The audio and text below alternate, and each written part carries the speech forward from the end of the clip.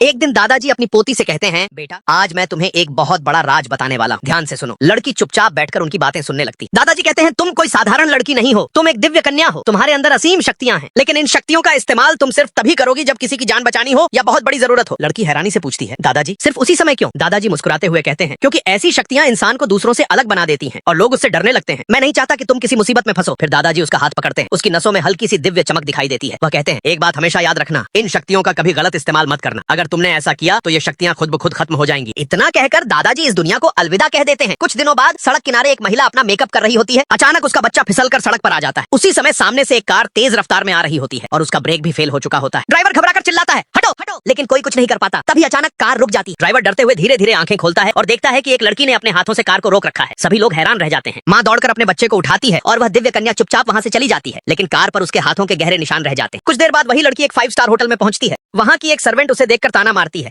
अब हमारे होटल में ऐसे लोग भी आने लगे हैं जिनसे बदबू आ रही है। ऐसे लोगों को तो फुटपाथ पर रहना चाहिए। ये यहाँ क्या कर रहे हैं? लड़की बिना कुछ बोले अपना बैग उसके ऊपर फेंक देती है। बैग इतना भारी होता है कि एक व्यक्ति क्या 4-5 लोग मिलकर भी उसे हिला नहीं पाते। सभी हैरान रह जाते हैं। सर्वेंट कहती है, मुझे माफ कर दो और प्लीज ये बैग हटा दो। लड़की शांत आवाज में कहती है, अब समझ आया मैं कौन हूँ? लड़की आसानी से बैग उठाती है और वहां से चली जाती है।